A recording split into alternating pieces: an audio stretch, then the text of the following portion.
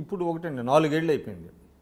4 ఏళ్ల పాటు తెలుగుదేశం కూడా భాగస్వామిగా ఉండి ఎన్డీఏలో అంటే గట్టిగా ప్రెషర్ చేయలేకపోవటం వల్ల తెలుగుదేశంది కూడా తప్పు ఉందంటారా? తెలుగుదేశం తప్పకుండా బాధ్యత వహించాల్సి ఉంటుంది. బీజేపీతో పాటు బాధ్యత వహించక తప్పదు.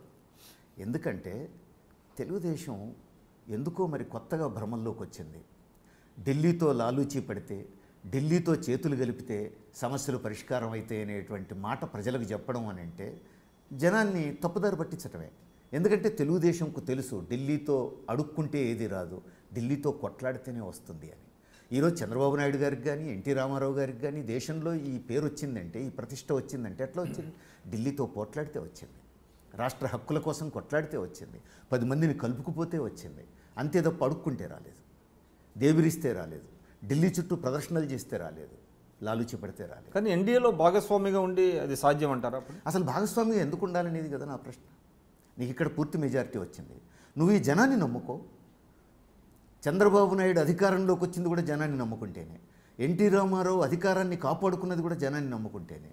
కేంద్రం ఎన్టీ రామారావుని అన్డెమోక్రటిక్గా తొలగించినప్పుడు మళ్ళా నెల రోజుల్లో ముఖ్యమంత్రి స్థానంలోకి ఎన్టీ రామారావు వచ్చిండు అని అంటే తెలుగు ప్రజల సమైక్య ప్రతిఘటన కదా కారణం. అందుకని నువ్వు ప్రజల్ని నమ్ముకుంటే ప్రజలకు మేలు జరుగుతుంది, నీ వెయిట్ పెరుగుతుంది, నీ విలువ పెరుగుతుంది దేశంలో. ప్రజల్ని నమ్ముకోవడం వదిలేసి ఢిల్లీ చుట్టూ తిరగడం మొదలుపెట్టి చంద్రబాబు నాయుడు గారు కానీ టీడీపీ కానీ తమ ప్రభు ప్రతిష్టల్ని కొంత డైల్యూట్ చేసుకున్నారు. ఆ మేరకు ప్రజలను కూడా పక్కదారి పట్టించారు. చాలా ఆలస్యంగా ఇప్పుడు మళ్ళా కేంద్రంతో కొట్లాడతామని చెప్పేసి అని అంటున్నారు. అది కూడా ఎప్పుడు ప్రజలకేదో నష్టం జరుగుతుందని వచ్చారని నేను అనుకోవట్లే. మోడీ స్వభావం రీత్యానే, బీజేపీ స్వభావం రీత్యానే ఇక టీడీపీతో పని అయిపోయింది, మెల్లగా జగన్ని చేరదీద్దామని చెప్పేసి అనుకుంటుంది. జగన్ ఉత్తరప్రదేశ్ ఎన్నికల్లో కూడా బీజేపీకి సాయం చేశాడనేటువంటి చర్చ ఉంది. అది వాస్తవాలు మనకు తెలియవు. యూపీ ఎలక్షన్స్ విషయం అంటే ఫైనాన్షియల్గా సహాయం చేశాడనే చర్చ నడుస్తుంది. బట్ దానికి అధికారంలో ఉండే బీజేపీకి ఇక్కడ ప్రతిపక్షంలో ఉండే వైసీపీ ఫైనాన్షియల్గా సహాయం చేశాడనే చర్చ ఉంది. అందుకని అయితే మన ఆధారాలు ఉన్నాయనంటే మనం చూపించలేము. కానీ ఒక అనుమానం ఉందంటారు. తర్వాత పరిణామాలు చూస్తూ ఉంటే మొత్తం వైసీపీ ఎప్పుడు కూడా మోడీని విమర్శించిన దాఖలాలు మనకు కనపడవు. కేంద్ర ప్రభుత్వాన్ని విమర్శించలేదు. పైగా ఢిల్లీ నుంచి మేము కేంద్రంతో సహకరిస్తామని ఓపెన్గానే చెప్పారు. ఆయన ఎప్పుడూ చంద్రబాబు నాయుడు గారిని విమర్శించారు తప్ప మోడీని ఎప్పుడూ విమర్శించలేదు. ఇది ఇప్పుడు మెల్లమెల్లగా జగన్తో తెర వెనుక చర్చలు. అది తప్పు అంటారా, ఒక వ్యూహం అంటారా? అంటే వైసీపీ ఇప్పుడు ఆల్రెడీ ఆయన కాంగ్రెస్తో విభేదించి బయటకు వచ్చాడండి. విభేదించి బయటకు వచ్చి ఒక పార్టీ పెట్టుకున్నారు.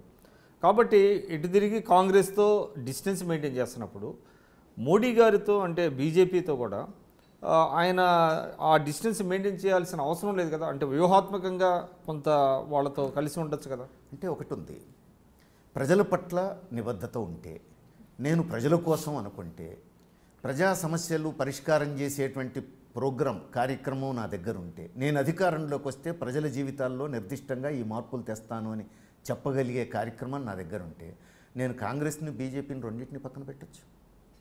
నా దగ్గర అలాంటి కార్యక్రమం ఏమీ లేనప్పుడు, ముఖ్యమంత్రి కావడమే నా సింగిల్ పాయింట్ ప్రోగ్రాం అయినప్పుడు, కాంగ్రెస్ కాకపోతే బీజేపీతో అంటగాగుతాను, బీజేపీ కాకపోతే కాంగ్రెస్తో అంటగాగుతాను. ఒక్క వైసీపీ అనే కాదు, ఇప్పుడు ప్రాంతీయ పార్టీలు అన్నింటిలోనూ ఈ మధ్యకాలంలో ఈ అవకాశవాదం పెరిగింది కదా. 80వ దశకంలో ప్రాంతీయ పార్టీలకు ఉన్న విలువ ఇప్పుడు లేదు. ఎందువల్ల? 80వ దశకంలో ఒక సూత్ర ప్రాతిపదిక మీద పనిచేసినాయి. అవి ఒకటి, ప్రజాస్వామ్యం కోసం నిలబడ్డాయి, కాంగ్రెస్కు దూరంగా ఉన్నాయి. లౌకిక విలువల కోసం నిలబడ్డాయి, బీజేపీకి దూరంగా ఉన్నాయి. ఈ 2 సూత్రాలను ఖచ్చితంగా పాటించినాయి. రాష్ట్రాల హక్కులు, రాష్ట్రాల ఆత్మగౌరవం, ఫెడరల్ సెటప్, ప్రజాస్వామ్యం, వీటి కోసం నిలబడ్డారు. కానీ ఆ తర్వాత కాలం మనం చూస్తే ప్రపంచీకరణతో వచ్చినటువంటి మార్పు కావచ్చు, ఉండగలిగితే ప్రాంతీయ పార్టీలన్నీ కలిసి ఢిల్లీలో అధికారంలోకి వస్తే మంచిదే అని సహజంగా కోరుకుంటారు. అలాంటి అవకాశం లేకపోతే కాంగ్రెస్ నాయకత్వంలో ప్రభుత్వం ఏర్పడితే అందులో మంత్రి పదవి వచ్చినా చాలు, లేదా బీజేపీ నాయకత్వంలో ఏర్పడితే అందులో మంత్రి పదవి వచ్చినా చాలు అనేటువంటి అవకాశవాద ధోరణులు పెరిగినాయి. దాని ఫలితమే ఇక్కడ టీడీపీ అయినా వైసీపీ అయినా